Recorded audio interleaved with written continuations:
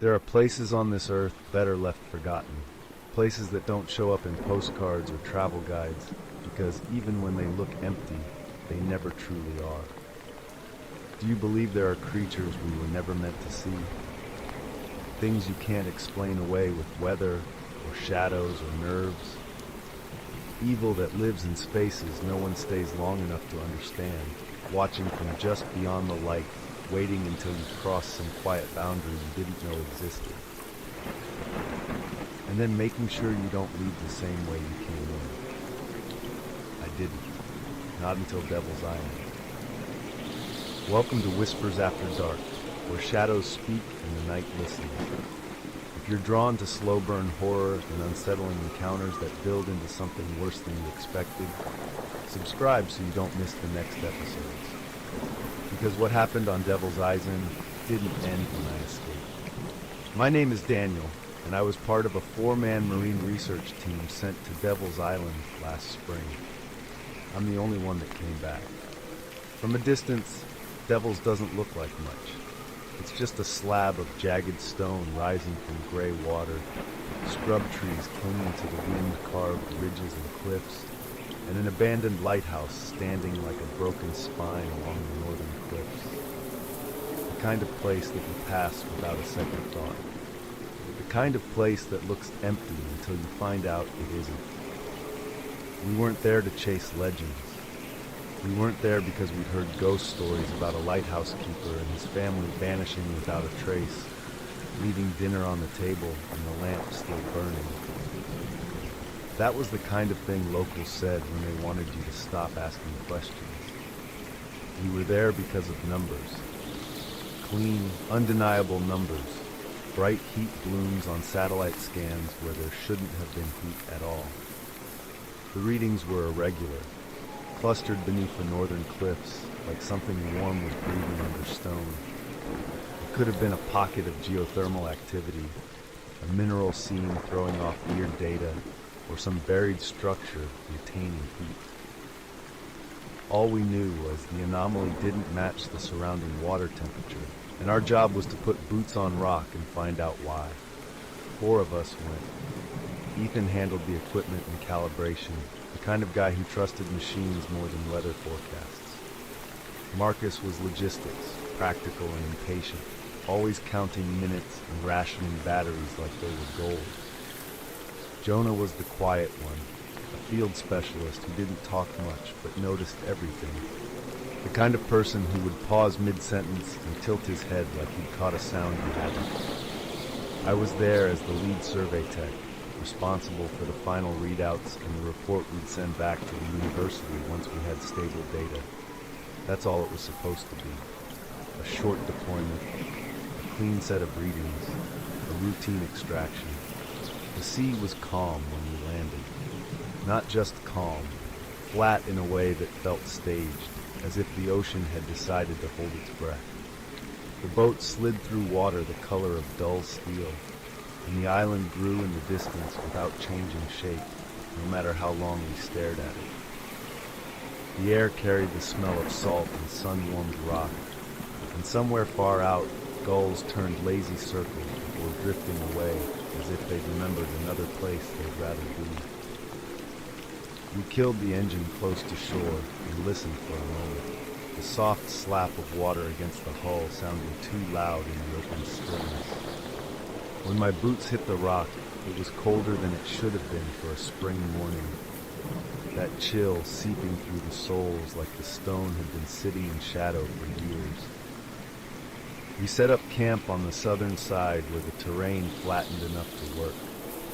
Scrub brush grew in tough, stubborn clumps, and the wind came and went in light passes that smelled faintly of kelp and brine. Day 1 went exactly the way you'd want it to if you were trying to convince yourself this was just another assignment. We hauled cases up the slope, staked down the tent, assembled tripods, tested power packs. Ethan laughed about the lighthouse on the ridge, telling us we should take a photo up there for the report, make it look dramatic. Marcus grunted and reminded us we weren't paid to sightsee.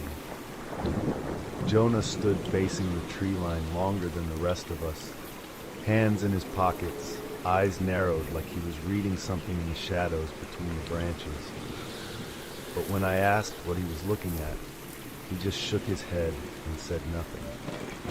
Day 2 was uneventful, just a normal work day.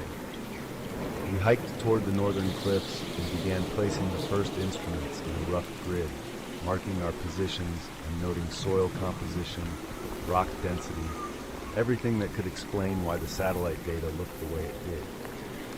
The cliffs themselves were steep, jagged, dark with lichen, and when you got close enough, you could hear water working the rock below, a steady hidden churn that made the ground feel faintly alive under your feet. The lighthouse watched from above the ridgeline, its windows black, its stone body stained with age and salt. It didn't look haunted. It looked abandoned in the simple, ordinary way old buildings do, empty, weathered, forgotten. We finished our placements, returned to camp, and ate in the late light while the sky softened into a pale gray blue. Nothing moved near our perimeter. No strange sounds, no sudden cold, no feeling of being watched, just the ordinary fatigue of physical work. It wasn't until the morning of day 3 that the first real shift came, and even then, we tried to pretend it was nothing. The forecast had changed overnight. The storm system was building offshore, not immediate but moving with steady intent, the kind of weather that doesn't rush but doesn't stop either.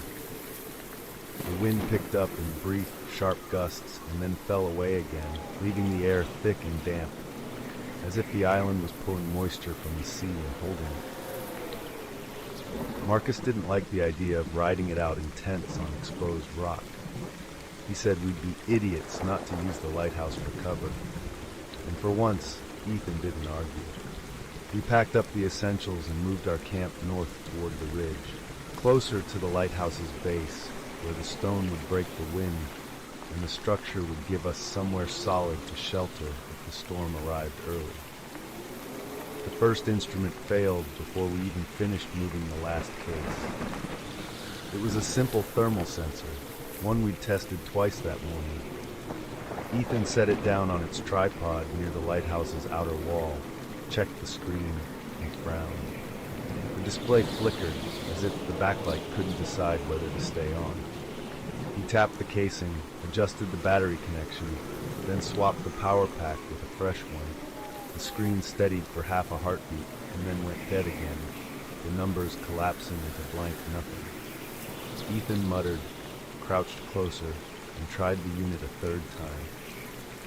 I remember the sound of the wind sliding around the lighthouse stone, a low, constant hush that made it hard to hear small noises, and I remember thinking the hush felt less like weather and more like something being exhaled.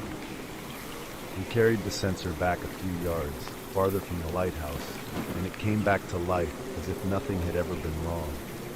Full brightness, normal readout. Ethan stared at it for a long moment, then looked back at the lighthouse with a tightness around his eyes that hadn't been there earlier. He moved the sensor forward again, slowly, like he was testing an invisible boundary, and the second it crossed into that space near the tower, the screen flickered and died. No warning, no gradual loss, just on, and then gone. Marcus tried to laugh it off, saying the old stone probably carried some kind of interference, mineral deposits, magnetic whatever. Ethan wasn't laughing. Jonah didn't say anything at all. He just looked up at the lighthouse windows and held his gaze there longer than made sense, like he expected something behind the glass to blink back. By late afternoon, it wasn't just one instrument. It was anything we brought too close to the lighthouse. Batteries that should have lasted days drained in minutes. Readouts spiked into impossible ranges, then fell to zero. The data didn't just look wrong, it looked corrupted, like something had reached into the signal and twisted it. Ethan recalibrated until his fingers were numb from the cold stone and the damp wind.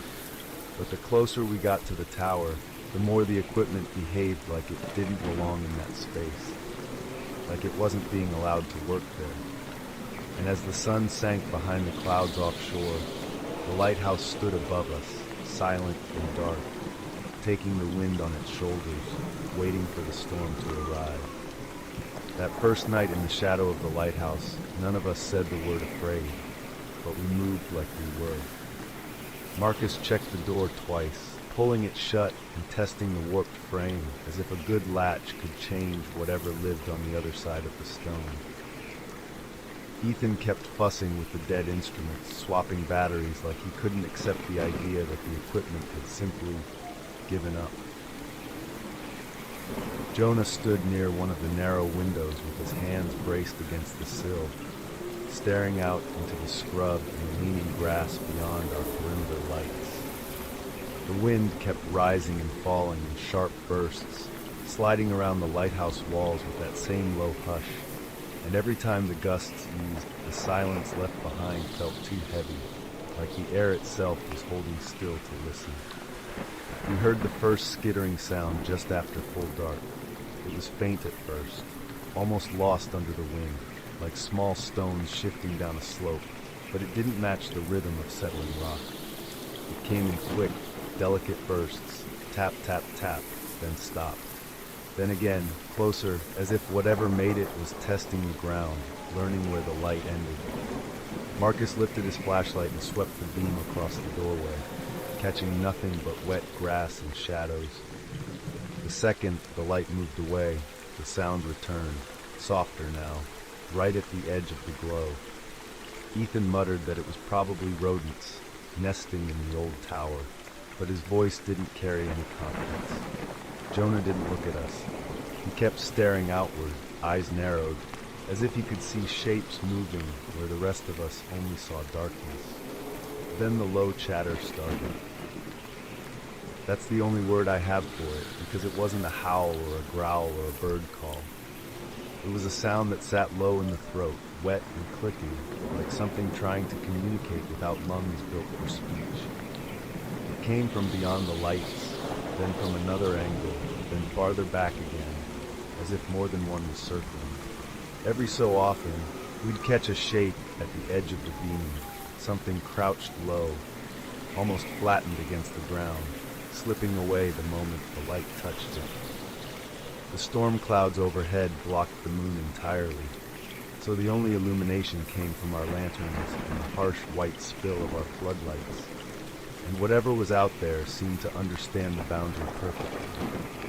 It wouldn't cross. It would just linger, watching, waiting, skittering in and out of the grass like it was practicing patience. At some point after midnight, the noises shifted closer to the lighthouse entrance. I didn't hear footsteps the way a human would make them. I heard the scrape of claws against stone, the faint drag of something pulling itself forward, then the sudden stop, as if it had frozen. Marcus and I stood shoulder to shoulder near the doorway, flashlights aimed outward, while Ethan held the flare gun like it was a toy he didn't trust. Jonah finally turned his head toward us and whispered that something was inside the entrance. Not outside. Inside the threshold where the stone floor met the open air. I swung my beam low and caught it for half a second, just enough to make my stomach clench. A shape crouched just beyond the doorframe, low to the ground like an animal, but too still, too deliberate. It didn't retreat when the light found it. Its head jerked once in a sharp, unnatural motion, angling toward me as if it were studying the distance between us. Then the beam flickered, the shadows shifted, and it was gone again, leaving only the sound of that low, clicking chatter drifting back into the dark. We didn't sleep. Not really. We sat in turns, backs to stone, eyes burning from the strain of watching the doorway, listening to the skittering drift in and out like a tide. The wind never stopped, but neither did those sounds.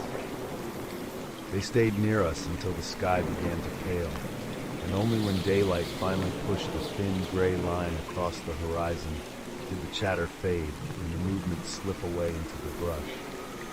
It was as if night itself was the only cover they needed, and when the island brightened, they withdrew without a trace.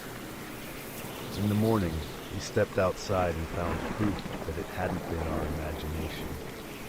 Along the shoreline below the lighthouse, driftwood had been stacked in deliberate patterns, arranged in lines and spirals that didn't match any natural washout. Fresh carvings cut into the wood caught the light, deep gouges, almost like crude symbols, but too jagged to read as letters. They weren't weathered, they were new.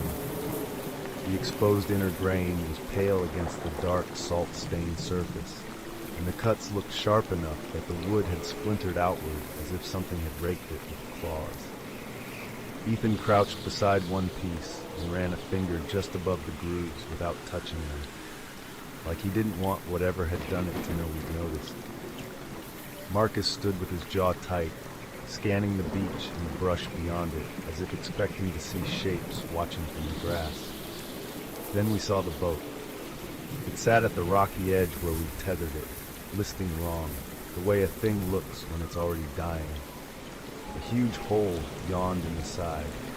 Not a crack, not impact damage, but a torn, deliberate breach with edges jagged as if something had punctured through and widened it. The fiberglass had been peeled back like skin. The interior compartments were partially flooded, and the smell of fuel mixed with salt water, sharp enough to sting the back of my throat. Marcus swore under his breath and climbed down to inspect it, hands shaking as he pressed against the torn edge. No driftwood could have done that. No accident could have made that kind of hole without leaving debris. This wasn't weather. This was intention. Something wanted the boat unusable. Something wanted us stuck. We tried calling out for help anyway. Ethan hauled the radio unit onto a dry patch of rock and powered it up with a spare battery pack. For a few seconds we heard nothing but static and the faint whine of interference, the kind you get when storms are nearby.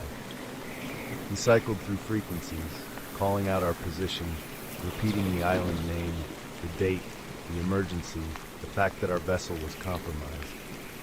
His voice sounded too loud against the empty shoreline. Then the radio crackled, and a pulse of distortion rolled through it, thick and mechanical, like the signal had been bent and squeezed. Over the static came coordinates, clear enough to understand, repeating in a steady rhythm as if the radio had become a mouth stuck on one phrase. Ethan's face drained as he wrote them down and checked them against our GPS. They weren't the coordinates for a rescue point. They weren't for the mainland. They were for the lighthouse. The radio wasn't calling for help. It was pointing back to the tower, again and again, as if something wanted us to know exactly where we were, as if the lighthouse itself were the center of whatever invisible boundary we'd crossed. We stood there in the weak morning light with the wind pulling at our jackets, listening to our own location being repeated like a warning we couldn't stop hearing. That evening, the demons came closer. The storm hadn't reached us yet, but the sky had darkened early, and the island felt tightened as if it were bracing. We brought everything inside the lighthouse, the remaining food, the dry equipment, the flare gun, the radios, anything we couldn't afford to lose. We set lanterns around the ground floor and dragged debris across the doorway to narrow the opening. If the boat had been damaged on purpose, then whoever, or whatever, was out there had already decided we weren't meant to leave. Not after dark. The first time I saw one fully, it was crouched on the rocks above the surf, half in shadow and half caught in the cold spill of moonlight. It was bigger than it had any right to be, tall when it rose, but folded down into itself like a predator, all long limbs and sharp angles. Its skin wasn't pale the way I'd imagined. It was a slick, storm-dark blue, stretched tight over ropey muscle and ridged bone, with raised spines along its back that made the silhouette look jagged even when it held still. Two curved horns swept back from its skull like cracked antlers, and when it shifted, the movement came with an unnatural control, slow, deliberate, as if it knew I was watching and wanted me to understand exactly what I was looking at. Its hands were too large, the fingers too long, ending in hooked claws that scraped wet stone without slipping. A thin tail dragged behind it, whipping once like a warning. Then it turned its head and the eyes lit up, pale and bright, catching the lightning flash glow the way glass catches fire.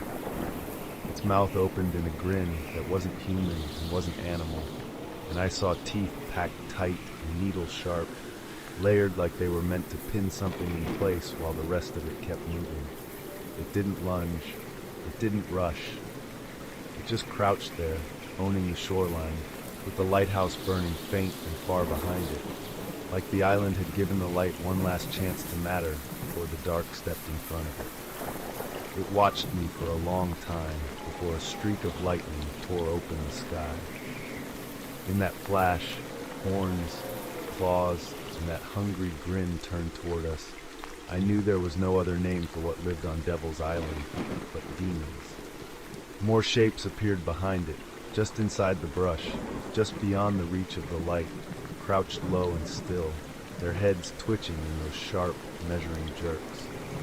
The low chatter returned, clicking and wet, passing between them in short bursts. Marcus whispered that there were too many. Ethan tightened his grip on the flare gun until his knuckles went white. Jonah made a sound under his breath that I didn't catch, half prayer, half disbelief, and stepped backward into the lighthouse, eyes never leaving the darkness. We moved inside and shut the door. We set up night watch, rotating in 2-hour shifts the way we'd originally planned for the storm, but now it wasn't the weather we were afraid of. We kept the lanterns lit. We kept the flare gun ready. We kept our voices low, like volume alone could attract attention. Outside, the demons circled. We heard their claws skitter across stone.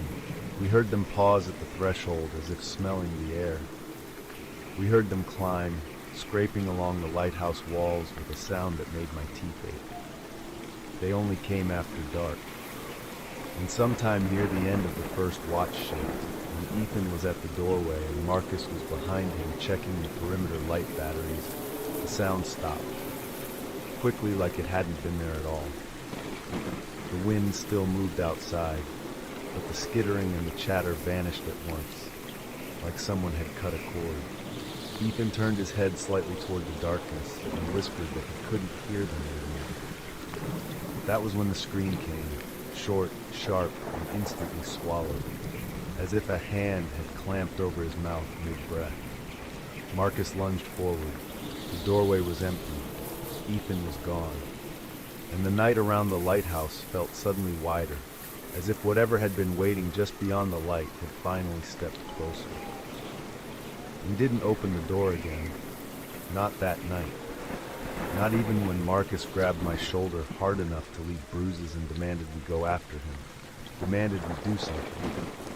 The wind shoved at the doorway in uneven pulses, making the warped wood creak as if it wanted him too. And the perimeter lights outside cast a narrow spill across wet grass and stone, empty and innocent, as if nothing had happened there at all. Ethan's flashlight still lay just beyond the threshold, beam cutting a bright, useless path into darkness. Marcus kept staring at it like he expected Ethan to crawl back along that line of light, bleeding and shaking, apologizing for vanishing. Jonah sat on the bottom step of the spiral stairs, with his back against the stone, face tipped slightly upward, eyes closed, as if he were listening for something he couldn't hear.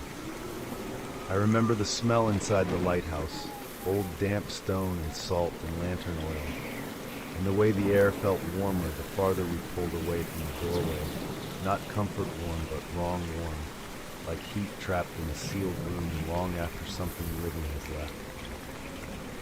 We tried the radio again at first light. Ethan had been the one who knew the equipment best, the one who could coax life back into dead units, and without him the radio felt like a foreign object, a sealed box filled with static. Marcus tore it apart anyway, hands shaking, swapping cables, cleaning corroded contacts, replacing the battery pack twice. The unit powered on. The screen blinked.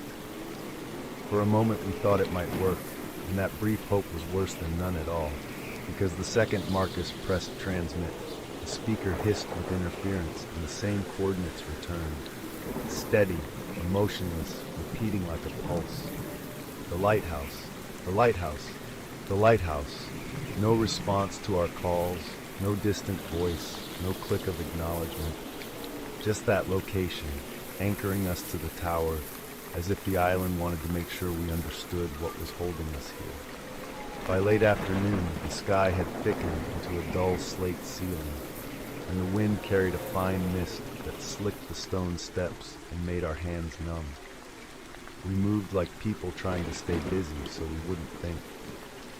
Marcus dragged furniture in front of the door. Jonah gathered loose boards and wedged them into gaps between stones where the mortar had already crumbled, as if patching the walls could undo what had taken Ethan. I kept checking the windows, watching the brush for movement, watching the shoreline where our ruined boat sat like a wounded animal. No shapes appeared in daylight, no chatter, no skittering. The island looked ordinary again, and that was the worst part, because it meant night would return, and whatever hunted here would return with it, and we'd have to live through it knowing exactly what it could do.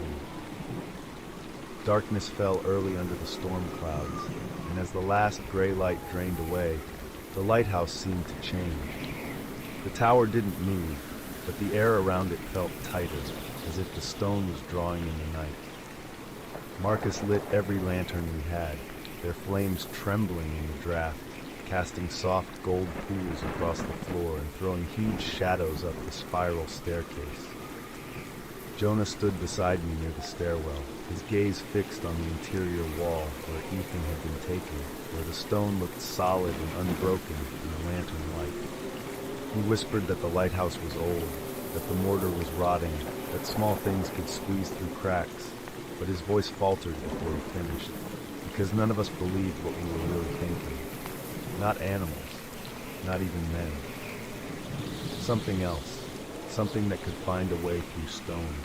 The scraping began just after full dark, not at the door this time, all around us.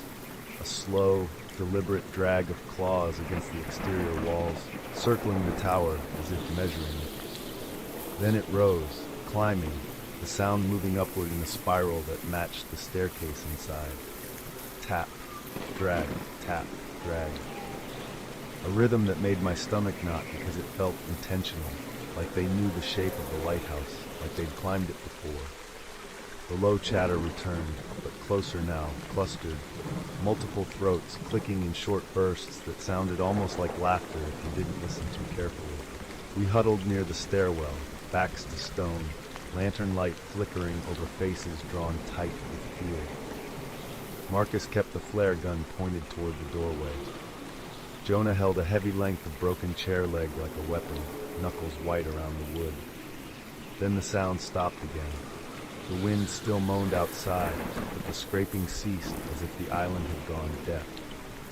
Marcus whispered my name, and I turned my head toward him, and in that same moment, the wall beside Jonah made a soft cracking sound, like a dry twig snapped close to your ear. Dust sifted down. A small pebble rolled across the floor. Jonah's eyes widened. Something pressed outward from the stone. Not like a fist striking from within, more like a slow bulge, as if flesh were pushing through cracks in the mortar. The lantern light caught dark, wet skin between stones, stretched and smooth, and then a limb slid out, bending, distorting, joint folding in on itself as it squeezed through an opening no living body should fit. Jonah swung the chair leg instinctively, striking the limb with a dull thud, and the limb recoiled, but not full. It clung to the stone like a hooked hand, claws digging into the mortar, widening the gap with small, methodical movements. The face followed, horns glinting in the pale light. It emerged in fragments, eyes first, too large, catching the lantern light, reflecting it back in dead, glassy circles. Its head jerked as it aligned on Jonah, its mouth open, and the teeth glinted like needles packed close together. It didn't roar, it didn't snarl. It made that wet clicking sound, low and pleased, and then it moved again, slipping farther through the wall as if stone were only a curtain that had learned to part. Jonah screamed. Marcus fired the flare without thinking. Red light exploded across the room, bathing everything in violent color, and for a heartbeat the lighthouse looked like it was bleeding. In the flare glow I saw more than one gap along the wall, hairline fractures spidering through mortar, small openings widening as pale limbs pressed through. The demon creatures weren't entering through the door. They were coming through the lighthouse itself, using its age and weakness like a mouth uses teeth, prying it open, slipping inside. Jonah's scream cut off mid-breath. The demon's limbs hooked into him with a strength that didn't match its thin frame, claws burying themselves in fabric and skin and bone. He was yanked sideways, slammed into the stone, and then, impossibly, dragged back toward the opening, his shoulders compressing, his body twisting at angles that made my vision blur. He fought, nails scraping against stone, leaving thin streaks of blood. For one awful second, his face turned toward me, eyes wide and pleading, and then his head snapped back as something pulled him through the wall, swallowing him into the darkness between stones. The gap closed behind him as mortar crumbled inward, dust falling like ash. Marcus made a strangled sound and lunged for the wall, hammering it with his fist, shouting Jonah's name, but there was nothing to grab, nothing to pull. Only solid stone and the fading red glow of the flare dying on the floor. That was when I understood what we were trapped inside. The lighthouse wasn't shelter. It was a feeding place. Marcus didn't last another hour. The scraping returned above us, faster now, excited. The chatter clustered close to the windows. He kept pacing, muttering that we had to run, that we had to make it to the boat even if it sank, that anything was better than staying inside stone walls that could open like skin. He tried the radio one last time, hammering the transmit button as if force would change the signal. The coordinates repeated, steady and indifferent, and then the speaker emitted a sound I can't fully describe, like breath pushed through wet teeth. Marcus froze, eyes locked on the radio, as if he'd just heard his own name whispered out of static. He backed away, shoulders hunched, and that's when the wall behind him bulged. He didn't even have time to scream. A pale limb shot through the gap with terrifying speed and hooked into his jacket. Another followed, claws locking into his side. Marcus's mouth opened, a sound starting, and then his body was dragged backwards so violently his heels left the floor. He clawed at the stone, fingers snapping off bits of mortar, but the demon creature pulled with relentless, mechanical strength. His scream came out in one broken burst, and then he was gone, swallowed through the wall the same way Jonah had been, leaving only a smear of blood on the stone and the faint sound of wet clicking fading into the dark. As suddenly as they appeared, they were gone. I was alone. Silence all around me. The sounds of my teammates' screams echoing in my head. I don't know how long I sat there after that, back against the spiral staircase, breathing in short, shallow pulls like my lungs had forgotten how to work. The lantern flames had shrunk low. Shadows filled the corners. Outside, the storm finally arrived in earnest. Rain hammering the lighthouse roof, thunder rolling somewhere over the sea. I remember thinking absurdly that the thunder sounded like footsteps, like something enormous moving above the clouds.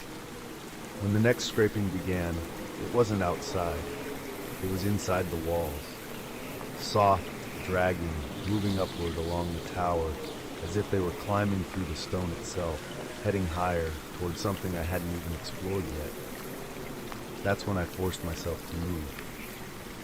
Staying on the ground floor meant waiting to be taken the same way the others had been. I grabbed the remaining lantern, the flare gun, and the radio unit out of reflex more than hope, and I climbed the spiral staircase, my boots slipping on damp stone, my breath loud in my ears. On the third floor, I found the old radio room. It was smaller than the main chamber, cluttered with rusted equipment and water-stained papers fused into the desk. The air inside was warmer, stale, and metallic, and the smell hit me like a memory. Old electricity, dust, something burnt long ago. A large window faced the sea, glass cracked but intact, and in the corner sat an ancient transmitter unit bolted to the wall, the kind used before automation, before anyone trusted machines to run a lighthouse without a keeper. The sight of it made something desperate and childish rise in my chest. I barricaded the door with the desk, shoved a chair under the handle, and sat on the floor with the radio unit trembling in my hands. My fingers were numb. My mouth tasted like salt and fear. I powered it on. For a moment, there was silence. Then the static rolled in, thick and alive. I pressed transmit and forced my voice out through a throat that wanted to close. "This is Daniel," I said, my voice breaking as the words scraped out of me. "If anyone hears this, please, I need help. I'm trapped in the lighthouse on Devil's Island. My team is gone. Something's in here with me. They're coming through the walls. Claws, teeth. God, please. Send rescue. Send anyone. Please. I'm alone. I don't think I can make it through another night." The radio crackled and the coordinates began again. But this time, layered beneath them, faint as a whisper under the static, I heard the clicking chatter.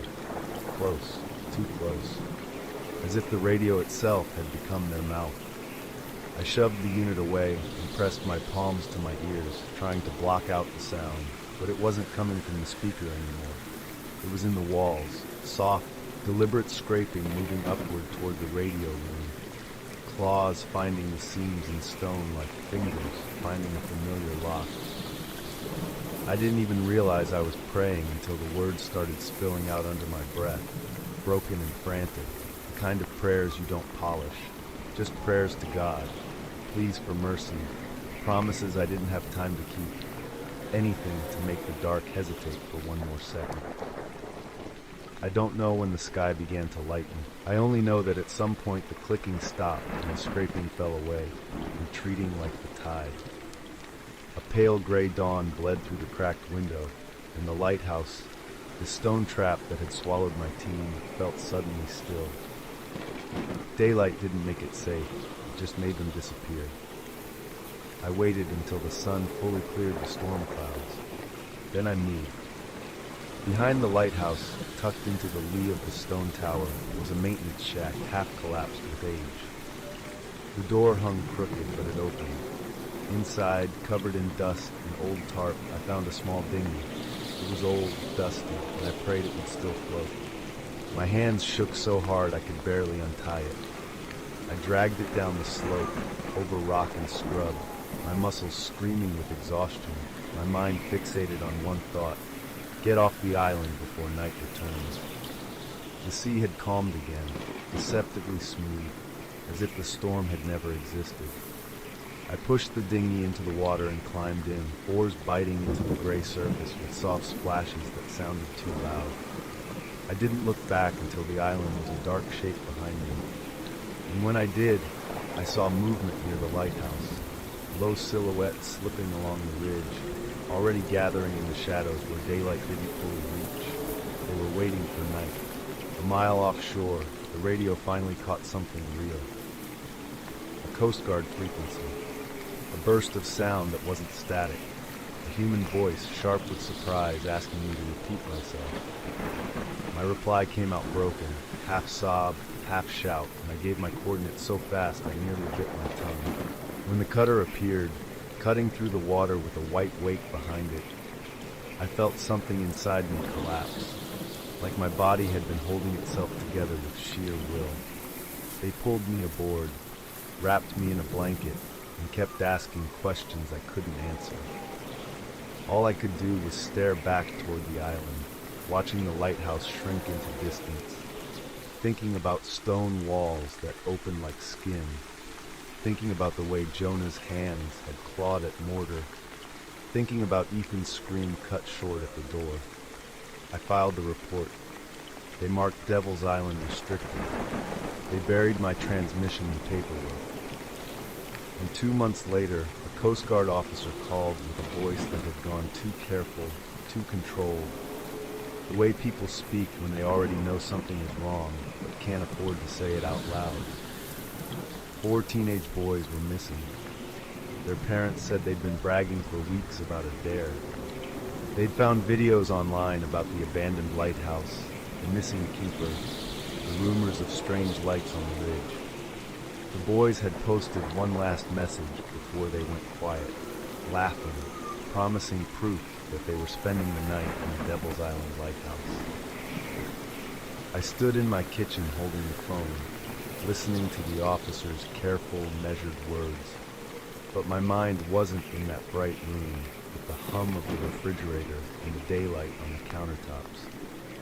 All I could hear was the skitter of claws on stone, tap, drag, tap, the way the sound circled and climbed as if the lighthouse itself had become a throat full of teeth.